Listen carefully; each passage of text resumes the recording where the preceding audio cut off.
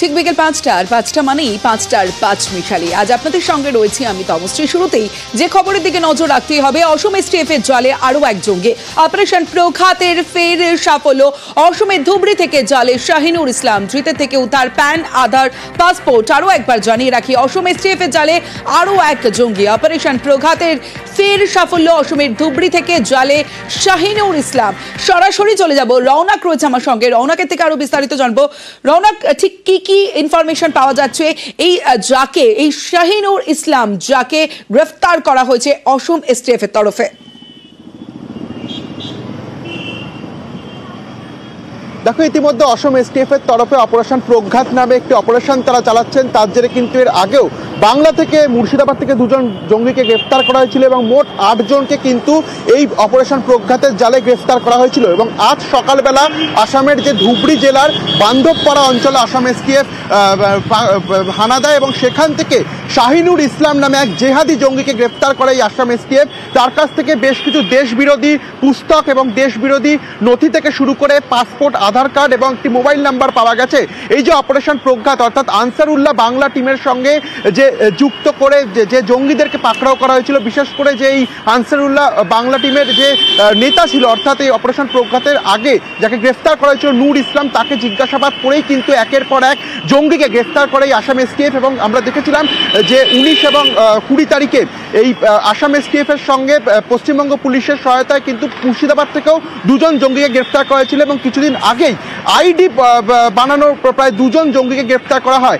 আজ সকালে আবারও এক জেহাদি জঙ্গিকে গ্রেফতার করলো আসামের স্পেশাল টাস্ক ফোর্স। এবং এই যে অপারেশন প্রঘাত, আগেও আসামের যিনি ডিজিপি তিনি জানিয়েছিলেন এই প্রঘাত তারা চালিয়ে যাবেন এবং একের পর এক সূত্র ধরে কিন্তু তারা এই জঙ্গিদেরকে গ্রেফতার করছে। যেটা জানা যাচ্ছে এদের একটা বহু বড় চক্র রয়েছে, সেই চক্রের হদিশ পেতে কিন্তু আসাম এসটিএফ তাদের এই অপারেশন চালিয়ে যাচ্ছে। এবং এই যে শাহিনুর ইসলাম, তার কাছ থেকে বেশ কিছু দেশবিরোধী বই থেকে শুরু করে নথি আসাম এসটিএফ ইতিমধ্যে উদ্ধার করেছে। তার আদতে কি যোগসাজশ ছিল এবং এই যে আনসারুল্লাহ বাংলা টিমের সঙ্গে তার সরাসরি কোনো যোগ ছিল কিনা তা কিন্তু এখনো খতিয়ে দেখছে আসামের পুলিশ। তমশ্রী, রৌনক সঙ্গে থাকা আরো একবার আপনাদের জানিয়ে রাখি, অপারেশন প্রঘাতের ফের সাফল্য এবং অসম এসটিএফ এর জালে আরো এক জঙ্গি গ্রেফতার করা হয়েছে অসমের ধুবড়ি থেকে শাহিনুর ইসলাম, ধৃতের থেকে উদ্ধার হয়েছে প্যান, আধার, পাসপোর্ট। সরাসরি চলে যাব, আমার সঙ্গে রৌনক রয়েছে। রৌনক, এই শাহিনুর ইসলাম যার কাছ থেকে একাধিক নথি উদ্ধার হয়েছে, অর্থাৎ এই জাল পাসপোর্ট, জাল নথি চক্রের সঙ্গেও জড়িত ওতপ্রোতভাবে বোঝাই যাচ্ছে। এই শাহিনুরের সম্পর্কে আর কি তথ্য পাওয়া যাচ্ছে? দেখো, যেটা জানা যাচ্ছে এই যে নূর ইসলাম যাকে জিজ্ঞাসাবাদ করা হয়েছিল, তার সূত্র ধরেই কিন্তু একের পর এক জায়গায় আসামের এসটিএফ হানা দেয়। এবং কিছুদিন আগে আমরা দেখেছি আইডি প্রস্তুতকারী 2জনকে তারা গ্রেফতার করেছিল। শুধু তাই নয়, তাদের কাছ থেকে বিপুল পরিমাণ বিস্ফোরক উদ্ধার হয়েছিল এবং আইডি প্রস্তুতের জন্য যে সুইচ ব্যবহার হয় তাও উদ্ধার হয়েছিল।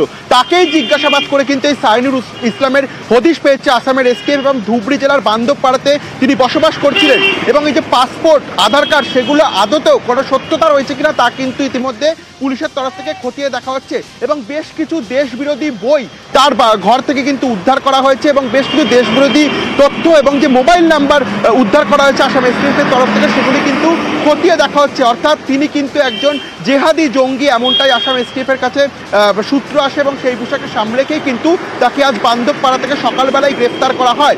এই যে নূর ইসলাম, তার সঙ্গে যে এবিটির মূল নেতা, তার একাধিকবার বৈঠক এবং বাংলা এসে মুর্শিদাবাদে বিভিন্ন জায়গায় তারা বৈঠক করেছিলেন, এরকম সূত্র সামনে এসেছিল।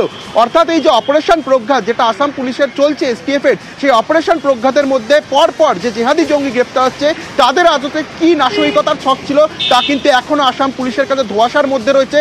সেই কারণেই কিন্তু একের পর এক গ্রেফতার। এবং আজ সকালে আরও একটা তাদের সাফল্য, এই জেহাদি জঙ্গি শাহিনুর ইসলামকে ইতিমধ্যে গ্রেফতার করা হয়েছে। আদতে তিনি সরাসরি কোন কাজে যুক্ত ছিল সেই বিষয়টি কিন্তু এখনো আসাম পুলিশের তরফ থেকে, অর্থাৎ অসম এসটিএফ এর একটা বড় সড় সাফল্য, কারণ অপারেশন প্রঘাত আর যার জন্য এই সাফল্য অসমের ধুবড়ি থেকে জালে শাহিনুর ইসলাম। আর এইটা শাহিনুর ইসলামের আগেও আমরা দেখিয়েছিলাম নিউজ 18 বাংলায় যে বড় সড় যে হামলা ছক, সেই হামলা ছক বানচাল করে দিয়ে জঙ্গিদের গ্রেফতার করা হয়েছিল। এই অসম এসটিএফ এর হাতেই গ্রেফতার করা হয়েছিল আনসারুল্লাহ বাংলা টিমের 2 জঙ্গিকে, আর 2জনই এবিটির স্লিপার সেলের সদস্য।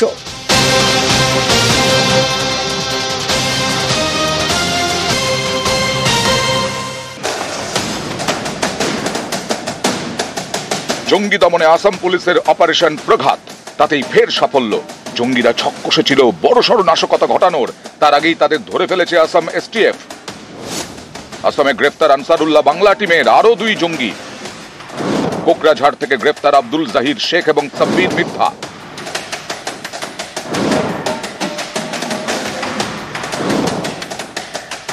with the help of Kokrajhar police and achieved a huge success in averting a major possible terror attack by fundamentalist jihadi elements. 2 more jihadi cadres, one Abdul Zahir Sheikh and one Sabir Mirdha, both from Kokrajhar, have been arrested. সম্প্রতি ভারতের 3 রাজ্য থেকে আনসারুল্লাহ বাংলা টিমের 8 জঙ্গিকে গ্রেফতার করে Assam STF.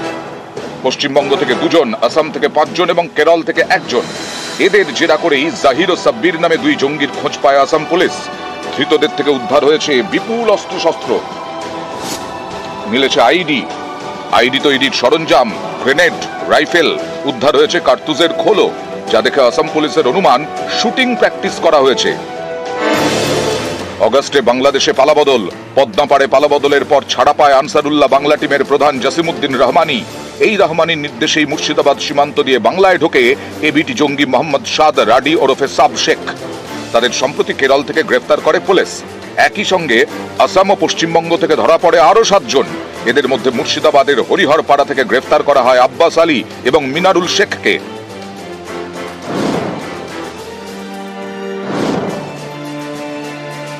এবার আসামের কোকরাঝাড় থেকে জালে আনসারুল্লাহ বাংলা টিমের আরো 2 জঙ্গি।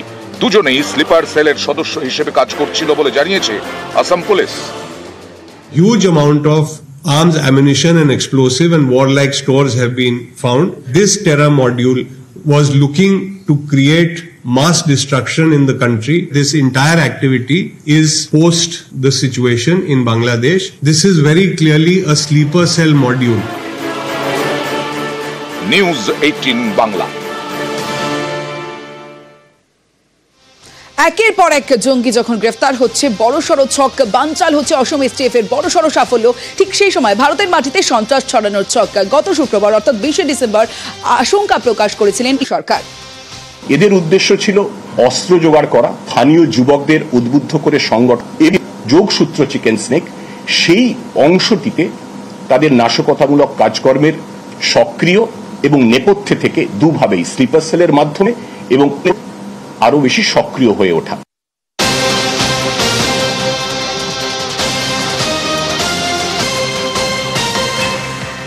জঙ্গি গ্রেফতার ক্যানিং এ, আর জঙ্গি গ্রেফতারের পরই বাড়তি নজরদারি। গত পরশু থেকে আমরা দেখছি যে বিভিন্ন জায়গায় নাকা তল্লাশি চলছে পুলিশের তরফ থেকে, এবং গতকালও হোটেল মালিকদের সঙ্গে বৈঠক, এবং হোটেল মালিকদের সঙ্গে বৈঠক করে কোনো রকম অপ্রীতিকর কোনো ঘটনা ঘটলে বা কোনো সন্দেহ হলে সঙ্গে সঙ্গে পুলিশকে জানানোর পরামর্শ দেওয়া হয়েছিল। এবং আজ সকাল থেকেও যে ছবি দেখতে পাচ্ছি, ক্যানিং গোসাবায় বাড়তি নজরদারি পুলিশের। সুন্দরবন লাগোয়া জেটি ঘাটে তল্লাশি অভিযান চলছে প্রশাসনের তরফে।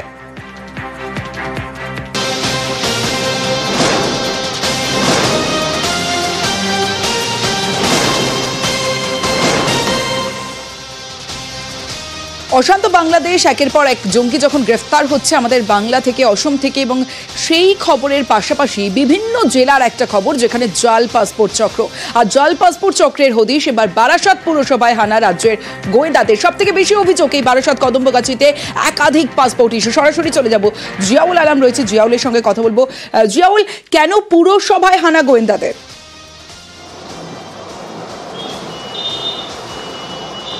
দেখো, কিছুদিন আগেই কলকাতা পুলিশের সাথে গ্রেপ্তার হয় ভুয়ো পাসপোর্ট এবং প্রচুর জাল সার্টিফিকেটের অভিযোগে অভিযুক্ত সমরেশ বিশ্বাস, এবং তাকে জিজ্ঞাসাবাদ করার পরে দত্তপুকুরের বয়রা এলাকা থেকে মুক্তার আলমকে তাকেও আটক করে, এবং প্রচুর সেখান থেকে বাংলাদেশি পাসপোর্ট বা ভুয়ো পাসপোর্ট এবং জন্ম সার্টিফিকেট থেকে শুরু করে একাধিক ভুয়ো সার্টিফিকেট সেখান থেকে সংগ্রহ করে গোয়েন্দা আধিকারিকরা। এবং তাদেরকে জিজ্ঞাসাবাদ করার পরেই সব থেকে বেশি, অর্থাৎ দত্তপুকুর থানার কদম্বগাছি গ্রাম পঞ্চায়েত পঞ্চায়েত, অন্যদিকে বারাসাত পৌরসভা থেকে সব থেকে বেশি সার্টিফিকেট, জাল সার্টিফিকেট ইস্যু হচ্ছে এই দুই জায়গা থেকে, অর্থাৎ বারাসাত পৌরসভা, অন্যদিকে কদম্বগাছি গ্রাম পঞ্চায়েত থেকে। অর্থাৎ বাংলাদেশ থেকে যারা জাল সার্টিফিকেট বা জাল পাসপোর্ট করার জন্য এখানে আসতেন এবং সেই পাসপোর্ট ইস্যু করার জন্য যে সার্টিফিকেট লাগতো, জন্ম সার্টিফিকেট, সেই জন্ম সার্টিফিকেট সব থেকে বেশি ইস্যু হয়েছে এই কদম্বগাছি গ্রাম পঞ্চায়েত, অন্যদিকে হচ্ছেন এই বারাসাত পৌরসভার সেখান থেকে। ফলে সেখান থেকে এত তথ্য পাওয়ার পরই আজকের একেবারে গোয়েন্দা প্রধানরা এই দুই জায়গায় চিঠি দিলেন এবং জিজ্ঞাসাবাদ করলেন পঞ্চায়েত প্রধান এবং অন্যদিকে পৌর পিতাকে, কেন এখান থেকে এত পরিমাণে সার্টিফিকেট ইস্যু হলো, জাল সার্টিফিকেট। কিন্তু পৌরসভার পক্ষ থেকে জানানো হচ্ছে যে তারা কিছু জানেন না, সবটাই যারা ইস্যু করেছে তারাই ডুপ্লিসিটি করেছেন। অন্যদিকে কদম্বগাছি গ্রাম পঞ্চায়েত থেকেও জানাচ্ছেন যে তিনি 1.5 বছর হয়েছেন, ফলে এখান থেকে কোনো জাল সার্টিফিকেট বা জাল ইস্যু কিছুই হয়নি, সবটাই আগের আমলে হয়েছেন। ফলে ইতিমধ্যেই কিন্তু তদন্তকারী আধিকারিকরা এই দুই জায়গায় হানা দিয়ে প্রচুর নথি এখান থেকে যেগুলো দেখেছেন এবং কিভাবে এখান থেকে জাল সার্টিফিকেট ইস্যু করা হয়েছে সেটাও কিন্তু তারা খতিয়ে দেখেছেন এই এলাকায়। আমার হাত থেকে এরকম কোনো বার্থ সার্টিফিকেট বার হয়নি, আর আমাদের গোয়েন্দা মারফত আমাদের কাছে এসেছিল চিঠি, আর আমরা রেজিস্টার দেখেছি। আমরা যেহেতু দেইনি তার পরিপ্রেক্ষিতে আমরা তাদেরকে অ্যান্সারও দিয়ে দিয়েছি। আর যারাই করে থাকুক আমি চাইবো তারা ধরা পড়ুক। বারাসাত মিউনিসিপ্যালিটি থেকে অফিসিয়ালি কোনো বার্থ সার্টিফিকেট ইস্যু হয়নি। যদি হয়ে থাকে বারাসাত মিউনিসিপ্যালিটির নাম করে জাল সার্টিফিকেট, সে দায় বারাসাত মিউনিসিপ্যালিটির নয়।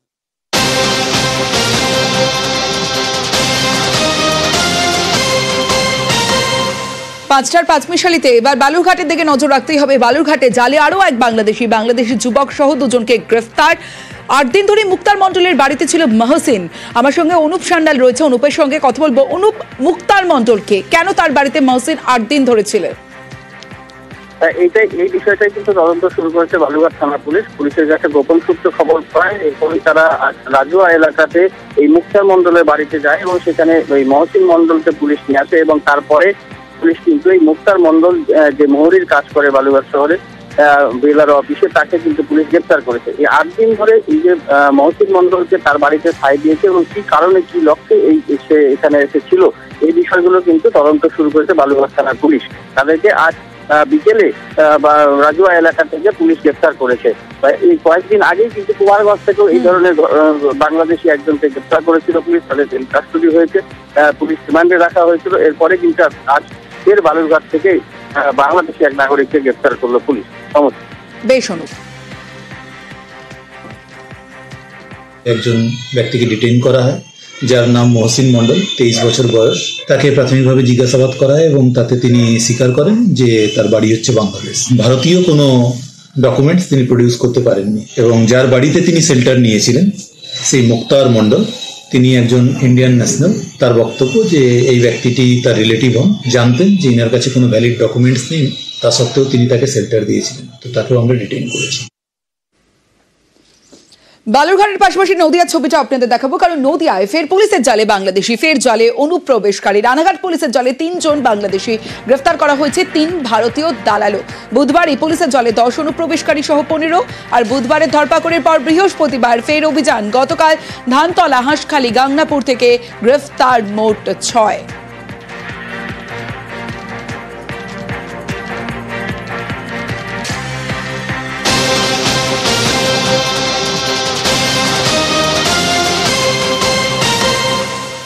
বালুরঘাট নদিয়ার ছবিটা দেখলেন, এবার দেখাবো ফের শহরে বাংলাদেশি গ্রেফতার। কলিন স্ট্রিটে সন্দেহভাজন বাংলাদেশি গ্রেফতার। মোহাম্মদ হাবিদুর রহমান নামের বাংলাদেশি গ্রেফতার। বাংলাদেশি অনুপ্রবেশকারীকে গ্রেফতার পার্ক স্ট্রিট থানার। ধৃতের কাছে ভারতীয় আধার ও প্যান কার্ড, ভুয়ো নথিতে আধার প্যান অনুমান পুলিশের।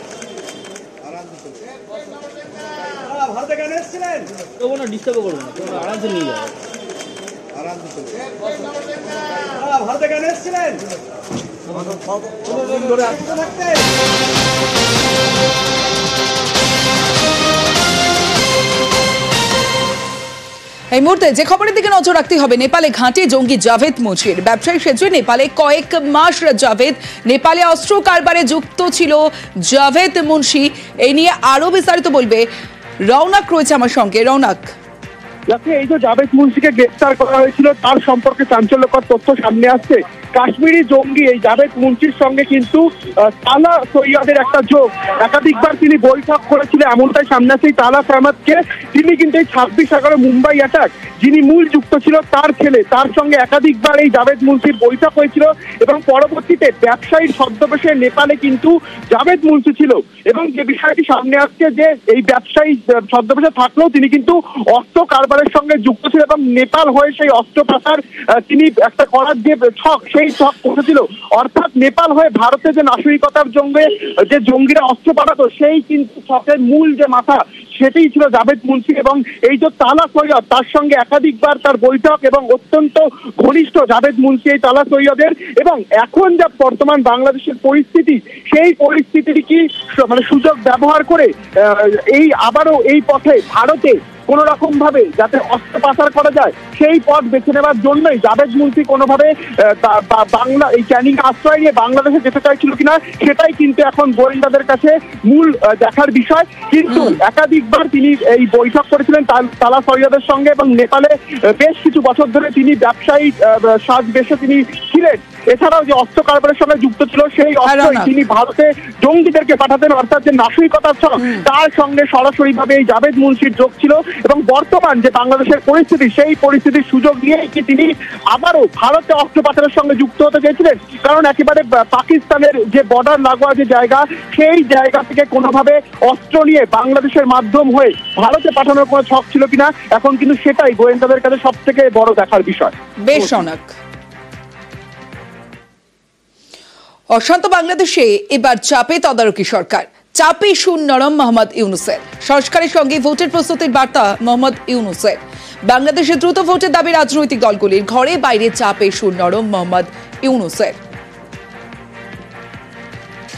নির্বাচনের প্রস্তুতির কাজ মূলত নির্বাচন কমিশনের। সংস্কার ও নির্বাচনের প্রস্তুতি একই সঙ্গে চলতে থাকবে। নাগরিকদের নির্বাচনের তারিখ না পাওয়া পর্যন্ত এই প্রক্রিয়ায় সময় দিতে হয় না, কিন্তু সংস্কারের কাজে সকল নাগরিককে অংশগ্রহণ করতে হবে।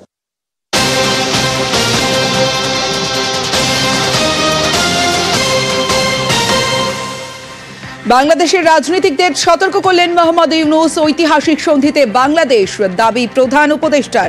অনেকের বলিদানে অপূর্ব সুযোগ বার্তা ইউনূসের। এমন সুযোগ হারানো ক্ষমাহীন অপরাধ, সতর্কতা মোহাম্মদ ইউনূসের। ভবিষ্যৎ প্রজন্ম ক্ষমা করবে না হুঁশিয়ারি দিয়েছেন তদারকি সরকারের প্রধান মোহাম্মদ ইউনূস। আমরা বাংলাদেশের নাগরিক হবার সুবাদে দেশের মঙ্গল সাধন করা যেমন হবে আমাদের নাগরিক দায়িত্ব, তেমনি বিশ্বের মঙ্গল সাধন করাও আমাদের কর্তব্য। আমাদের তরুণ তরুণীরা দ্রুত এই দুই দায়িত্ব সমানভাবে পালন করার জন্য প্রস্তুতি নেবে। আমরা এক ঐতিহাসিক আত্মত্যাগের বিনিময়ে এক অপূর্ব সুযোগের মুহূর্ত সৃষ্টি করেছি।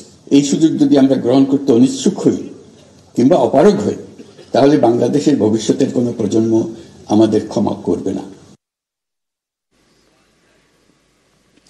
আজ 6 দিনেও অধরা জিনাত। এখনো পর্যন্ত বাঘবন্দি খেলা চলছে। আর এই জিনাতের নতুন আস্তানা বান্দোয়ানের পর এবার পুরুলিয়ার মানবাজারে বাঘিনী জিনাত।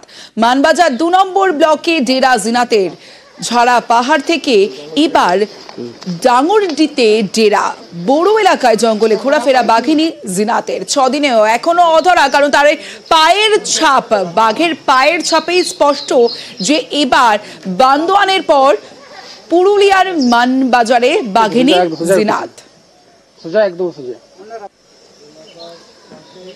ঝাড়া পাহাড় থেকে এবার ডাঙ্গরডিতে ডেরা। বড় এলাকায় জঙ্গলে ঘোরাফেরা বাঘিনী জিনাতের। রাজ্য সড়কের পাশেই জঙ্গলেই ওড়িশার ডোরাকাটা।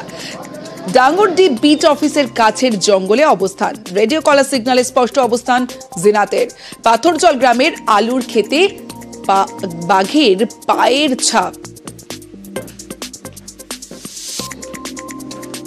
সকালবেলা এসে দেখলাম আলু খেতে বাঘের ছাপ মোটামুটি 10-12টা এই আলু ক্ষেতের মধ্যে দেখা যাচ্ছে। তার জন্য পাথরজল গ্রামবাসী সবাই আমরা বাঘের আতঙ্কে আছি। সকালে খবর পেয়েছি, খবর পাওয়ার পরে এলাকায় অ্যালার্ট করা হয়েছে। ব্লকের তরফ থেকে মাইকিং করানো হচ্ছে। সমস্ত স্কুলগুলো ছুটি দিতে বলা হয়েছে এবং আইসিডিএস সেন্টারগুলো ছুটি দিতে বলা হয়েছে। কোন কোন গ্রামগুলোকে অ্যালার্ট করছে? এখানে আশেপাশে যে গ্রামগুলো আছে অর্থাৎ বুরুডি আছে, ডাঙ্গরডি আছে, পয়সাগোড়া আছে, ধরমপুর আছে, ওদিকে পান্ডা আছে, এই সমস্ত গ্রামগুলোতে রেডিও কলার সিগন্যালে স্পষ্ট অবস্থান জিনাতের, কারণ জিনাতের পাথরজল গ্রামের আলুর ক্ষেত, আর সেই ক্ষেতেই থাবার ছাপ মিলেছে। তাই মনে করা হচ্ছে বান্দোয়ানের পর এবার পুরুলিয়ার মানবাজারেই বাঘিনী জিনাত। এখনো 6 দিন, এখনো পর্যন্ত বাঘবন্দি খেলা চলছে, এখনো পর্যন্ত অধরা জিনাত ঘুরছে। এবার ঝাড়া পাহাড় নয়, ঝাড়া পাহাড় থেকে কয়েক কিলোমিটার পেরিয়ে পুরুলিয়ার বোরো থানার ডাঙ্গরডি এলাকার পাথরজল গ্রাম, সেই গ্রামেই সকালবেলা যখন কৃষকরা চাষের জমিতে আসে সে সময় পুরো পায়ের ছাপ দেখতে পায়। এই যে বড় বড় পায়ের ছাপ, একটি নয় একাধিক পায়ের ছাপ, মনে করাচ্ছে এখানে জিনাতের অবস্থান। অর্থাৎ ঝাড়া পাহাড় পেরিয়ে জিনাত এই এলাকায় ঢুকে পড়েছে এবং লোকালয়ের কিন্তু মানুষ কিন্তু ইতিমধ্যেই আতঙ্কগ্রস্ত হয়ে পড়েছে। তবে খবর পাওয়া মাত্রই কিন্তু বন দপ্তর তৎপর। সকাল থেকেই ট্র্যাকিং টিম থেকে শুরু করে বন দপ্তরের আধিকারিকরা তারা ঘটনাস্থলে রয়েছে, খোঁজ চালাচ্ছে জিনাতের অ্যাকচুয়াল অবস্থান কোন জায়গায় সেটাই খতিয়ে দেখছে বন দপ্তর। ক্যামেরায় কাঞ্চন ভূমিকের সাথে রঞ্জিত সরকার, নিউজ 18 বাংলা, পুরুলিয়া বোরো।